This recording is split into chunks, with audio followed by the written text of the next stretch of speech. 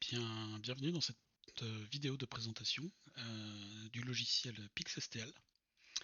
Donc PixSTL, c'est un logiciel écrit en Java, disponible sur GitHub, donc le lien sera en description, qui vous permet donc de créer des lithophanies couleurs à partir d'images.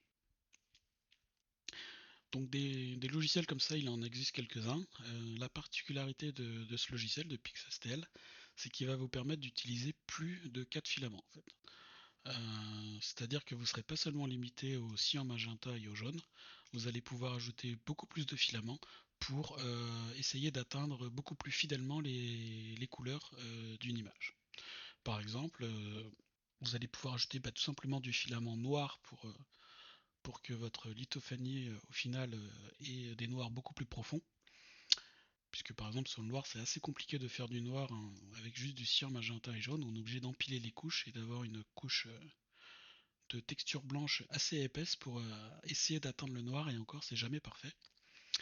Ou tout simplement vous allez par exemple pouvoir aussi rajouter des filaments plus clairs, des filaments pâles, pour pouvoir tout simplement atteindre des couleurs plus pâles dans votre palette. Le meilleur exemple que je peux vous donner, c'est par exemple le filament, la couleur beige, la couleur peau, qui est assez difficile à atteindre en cyan, magenta et en jaune, puisque la couleur beige, on va dire, c'est un jaune très très clair. Les logiciels en général ne savent pas s'il faut utiliser une magenta, voire un rose très clair ou du jaune pour atteindre la couleur peau.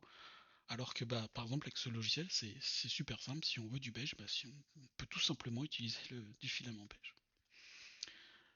Donc quelques exemples d'utilisation, donc c'est ce que permet de faire le logiciel.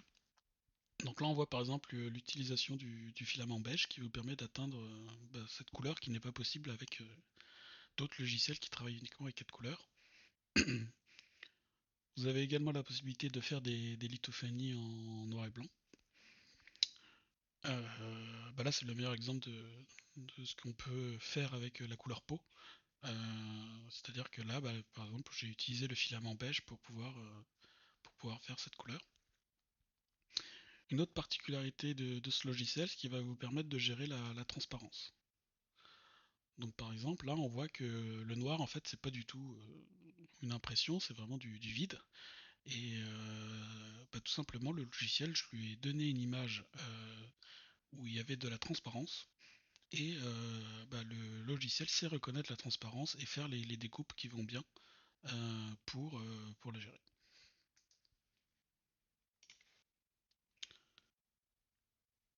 Voilà. Et enfin, bon, un exemple, j'ai pas beaucoup utilisé cette option, mais vous allez aussi pouvoir jouer sur les paramètres pour faire du pixel art, c'est-à-dire que de pouvoir tout simplement générer des images en pixels. Voilà, ici on a quelques résultats d'impression. Et voilà, donc dans cette première vidéo, on va surtout voir comment faire un premier lancement du programme et de pouvoir lancer le programme avec votre image et vos couleurs. Donc pour ça, on va se rendre dans la section Quick Start qui va vous permettre de tout simplement tester le programme hyper rapidement. Donc la section vous propose d'aller dans Release et de télécharger la dernière version du logiciel, c'est ce qu'on va faire. Donc on va télécharger le zip. Je vais mettre sur le bureau.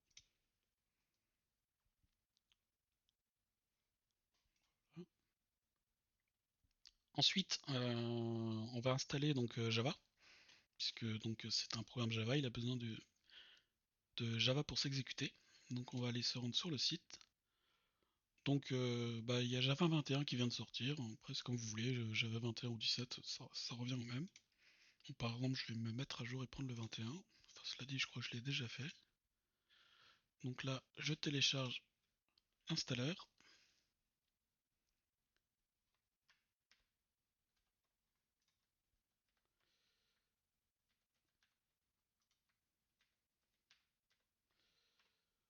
Voilà. Et donc ensuite, le reste des instructions, ça va se passer sur le bureau. Donc on va installer Java. Donc c'est assez simple, on double-clique sur l'exécutable, on installe.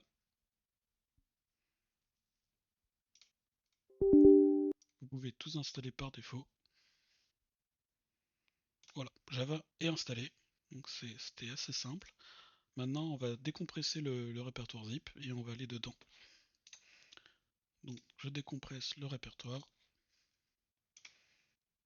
Voilà, et on va aller dedans. Voilà. Donc, dans ce répertoire, ça contient 4 fichiers. Donc, le premier, c'est le programme, donc le programme en Java. Le deuxième fichier, ça va être l'exécutable pour lancer une première exécution par défaut, qui va donc générer une lithophanie à partir d'une image par défaut, qui est celle-ci.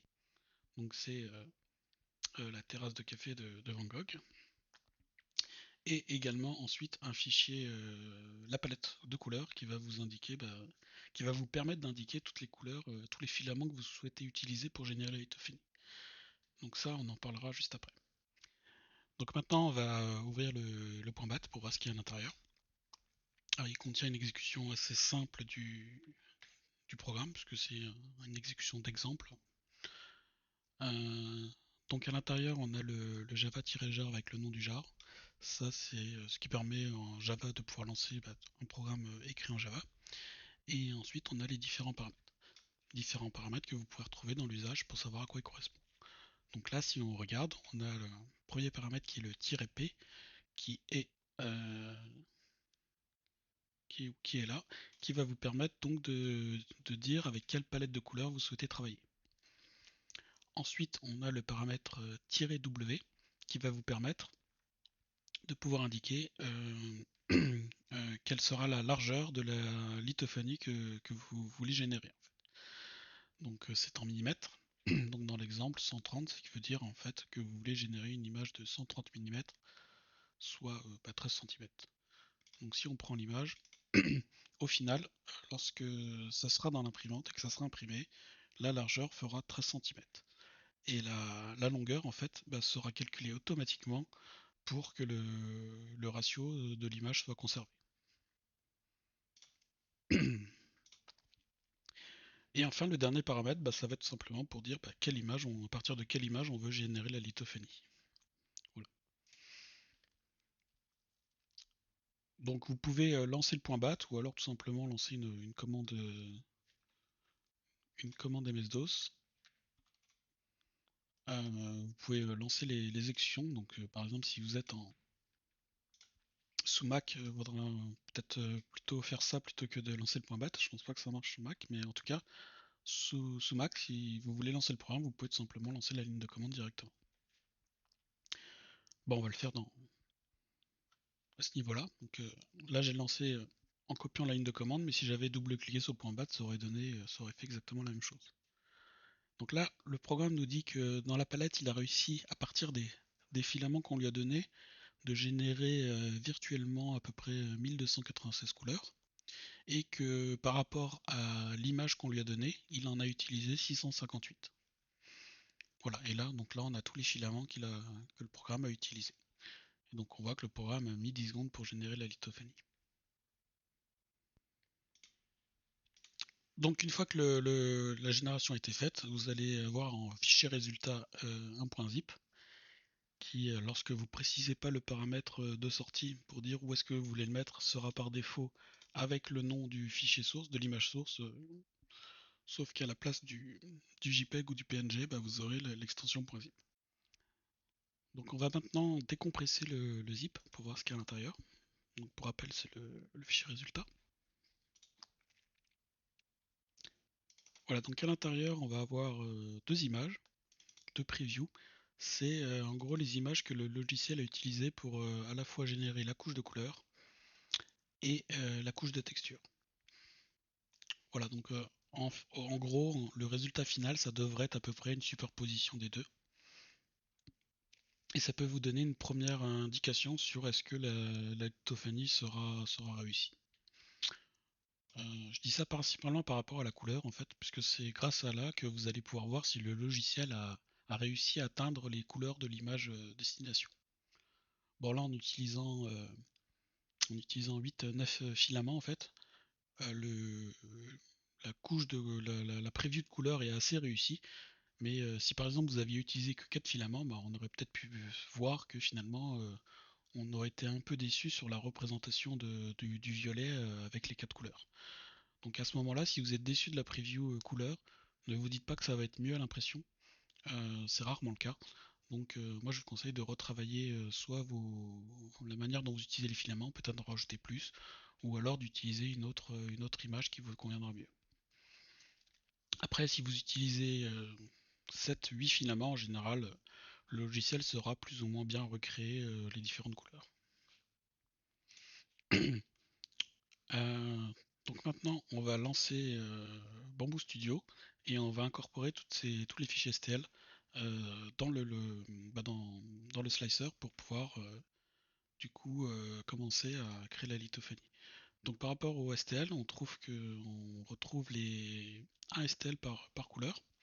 Donc là, on voit que le logiciel a utilisé avec la palette de couleurs pas mal de couleurs différentes.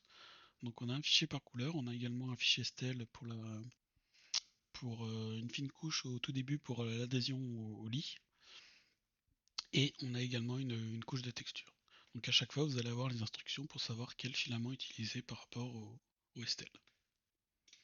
Donc on incorpore ça dans Bamboo Studio.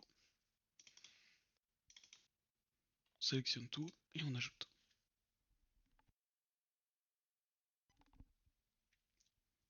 Ça peut prendre un peu de temps.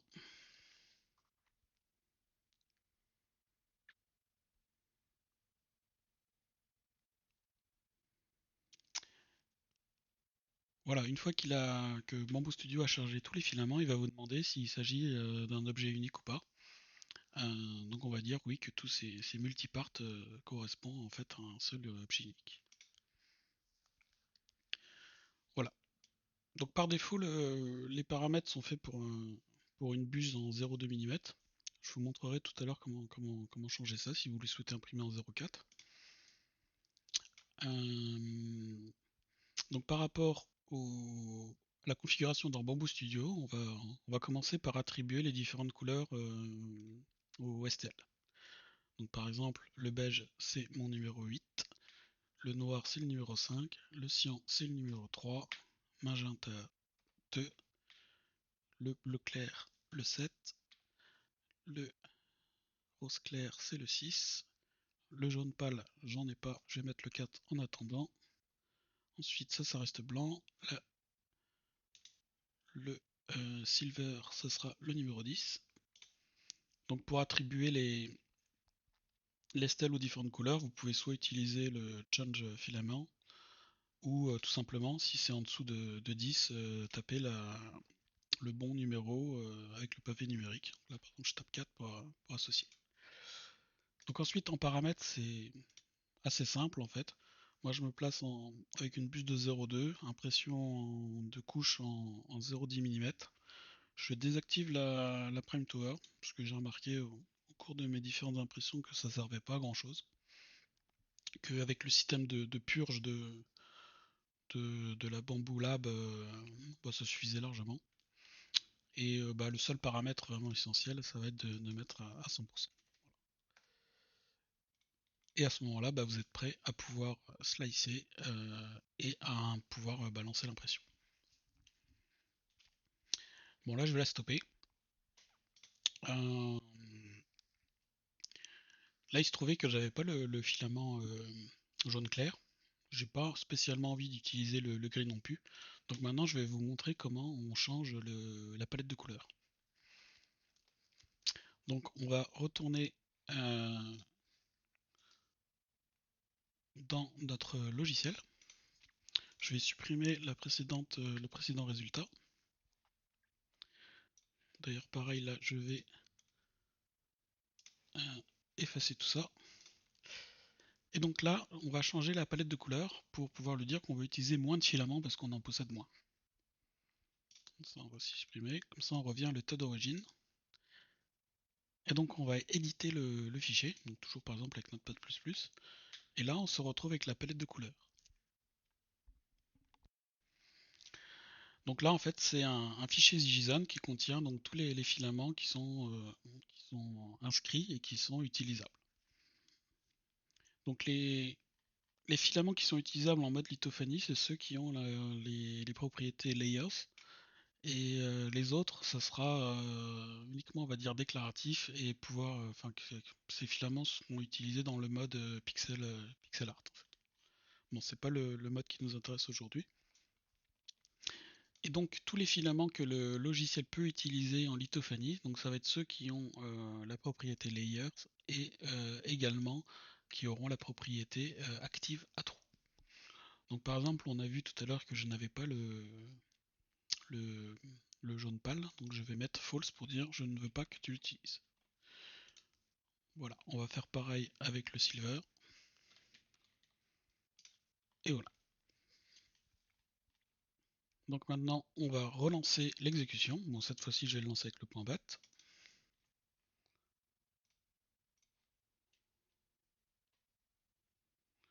Donc comme j'ai enlevé des couleurs, on voit qu'il en a trouvé beaucoup moins et qu'il va en utiliser également beaucoup moins.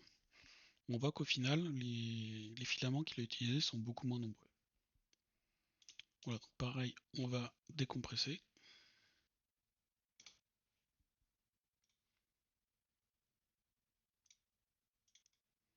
Et là, on se retrouve avec un nouveau résultat qui contient donc moins de filaments parce qu'on lui a dit qu'on en avait moins. Par rapport à la couche à la prévisualisation de couleurs, on voit que le fait d'enlever du jaune pâle et du silver n'a pas trop affecté la couleur, qu'elle reste tout à fait acceptable. Et donc on va de nouveau se rendre dans Bamboo Studio. On se rend à nouveau dans Bamboo Studio. On recharge tous les filaments.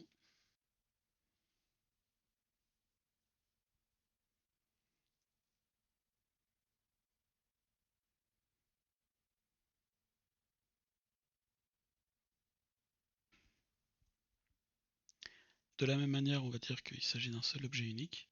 Et à ce moment-là, on va pouvoir attribuer les différentes couches. Donc là, on voit que j'ai plus le jaune pâle, puisque je ne l'avais pas chargé dans mes AMS. Donc bah, voilà, ça me permet de pouvoir avoir en résultat final tous les filaments que j'avais à disposition.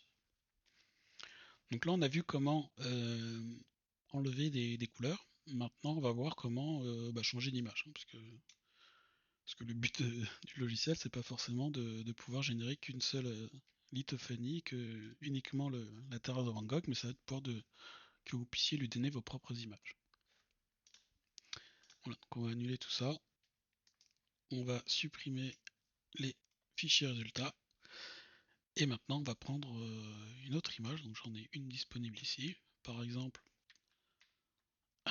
vous voulez essayer de générer une lithophanie par rapport au dernier Marvel. Et donc bah, c'est tout simple, on va aller dans le sample.bat et on va tout simplement dire que au lieu de générer l'image du café, on va tout simplement lui donner notre image à nous. Voilà, on sauvegarde. Si vous voulez, vous pouvez aussi garder les précédentes instructions. Il suffit de dire que vous voulez mettre en remarque une commande. Vous dupliquez la ligne et ensuite vous pouvez ajouter votre nouvelle image. Voilà, ça vous permet, moi c'est ce que je fais en général. J'ai un point bat où je garde toutes mes exécutions. Ça me permet de pouvoir éventuellement revoir quels paramètres j'avais utilisé pour générer telle ou telle lithophanie. Donc j'ai mon fichier point .bat personnel, il y a, je sais pas, 15-20 lignes avec les différentes exécutions. On peut aussi dire par exemple, cette fois-ci on veut une image avec une largeur de 10 cm, et voilà. Maintenant qu'on a fait la modif, on relance le point mat, on voit qu'il a bien pris la nouvelle image et qu'il est en train de la générer.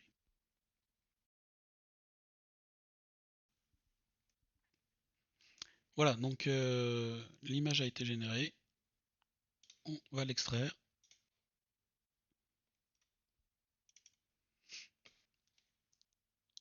On va regarder la preview. Donc par exemple là c'est un cas où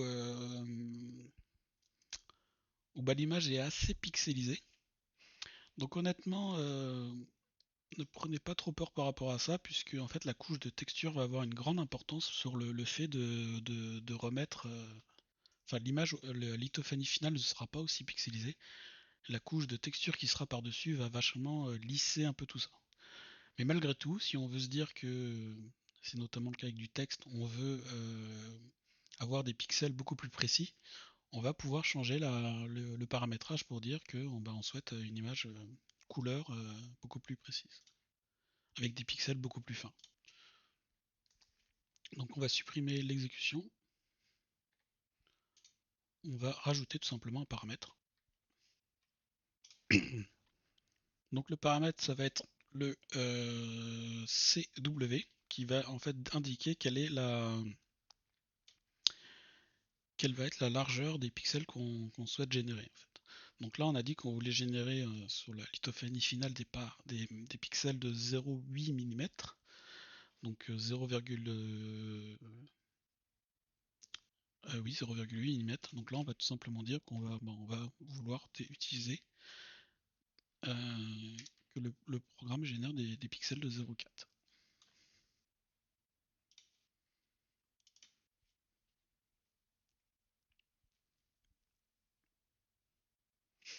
Donc en général, ce paramètre, moi ce que je vous conseille, c'est de mettre 2 fois la taille de votre buse. C'est-à-dire que si vous avez une buse de 0,2 mm, moi je vous conseille de mettre 0,4. Si vous voulez imprimer en 0,4, moi je vous conseille de laisser le paramètre par défaut 0,8. Voilà, donc on va voir ce que ça change.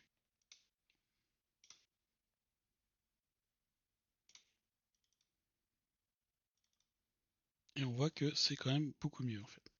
Bon, ça reste pixelisé, mais encore une fois, ne vous inquiétez pas trop. Lorsque la couche de texture passera par-dessus, l'image sera quand même sera assez nette. Hein. D'ailleurs, dans les fichiers d'exemple, tout ça, ça a été imprimé avec le paramètre par défaut à 0,8. Hein. Donc si jamais j'avais imprimé que les couches de pixels, ça aurait été pixelisé, mais la couche de texture par-dessus a vachement lissé la lithophanie, les détails de la lithophanie au final en fait.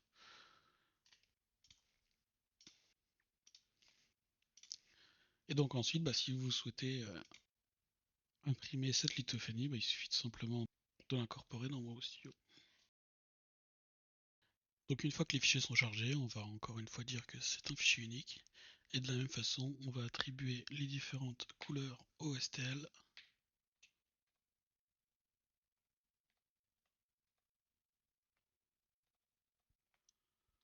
Voilà.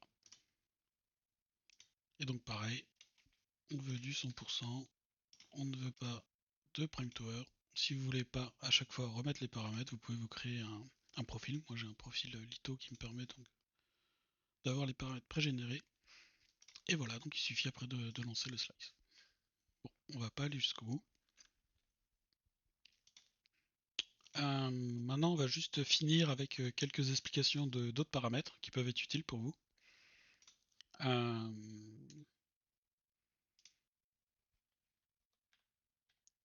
donc, si on prend l'usage, en fait, on voit que y a énormément de paramètres qui sont utilisables, et donc certains sont plus ou moins utiles. Si vous souhaitez imprimer avec une buse de 0,4, moi je vous conseille de partir sur des paramètres dont les propriétés de l'épaisseur des couches correspondent mieux à une buse de 0,4 mm. Donc c'est ce qui est écrit un peu plus bas dans l'exemple.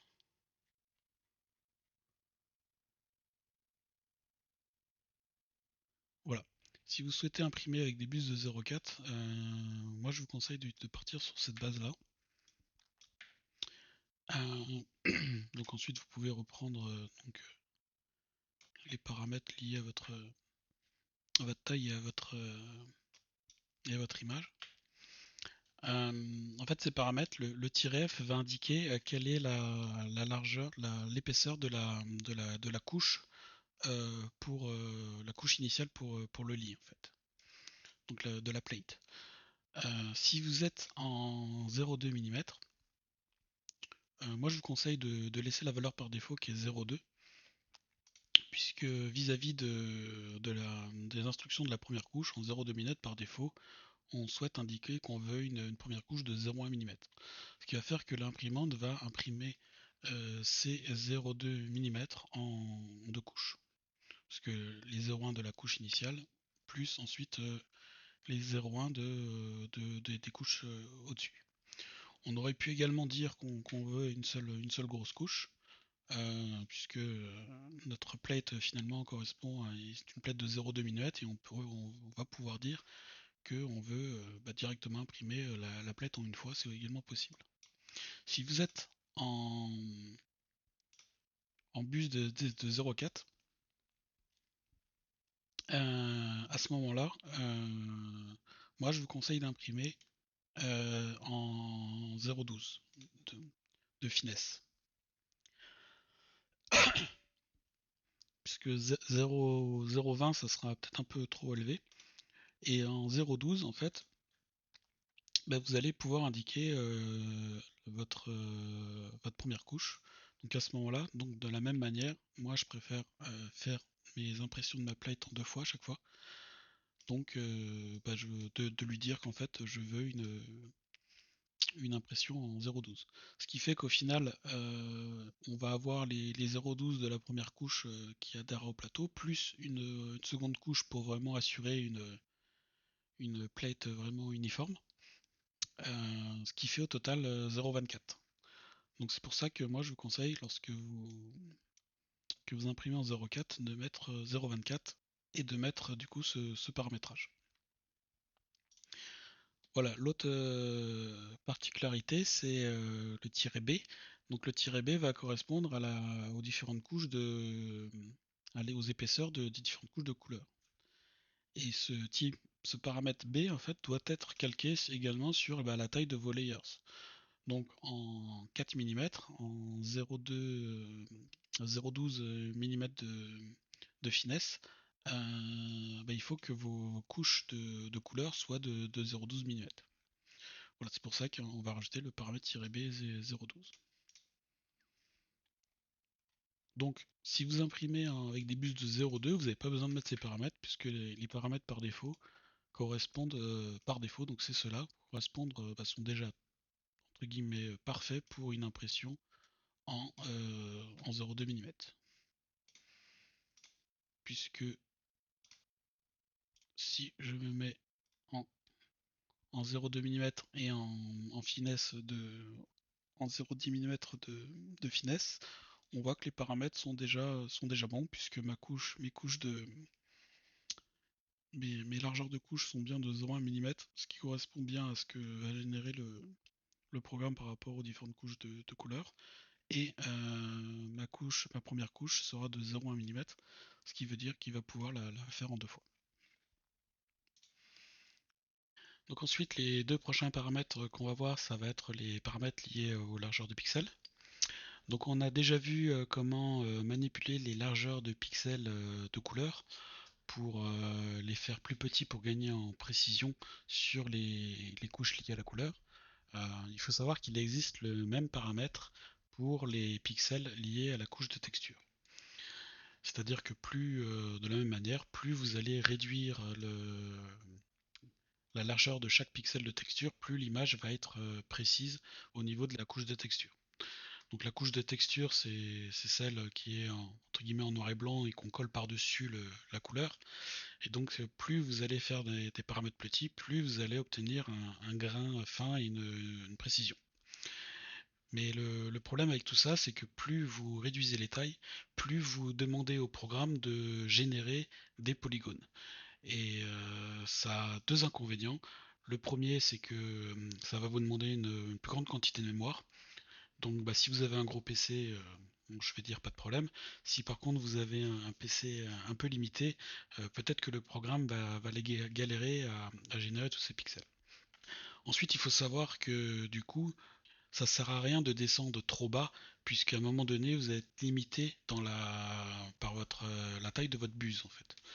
Si par exemple j'imprime en 0,2 mm avec une buse de 0,2 mm, Honnêtement, ça changera rien que mon pixel il soit à un micron ou à 0,1 mm en fait, puisque la buse n'arrivera jamais à atteindre ces échelles en fait.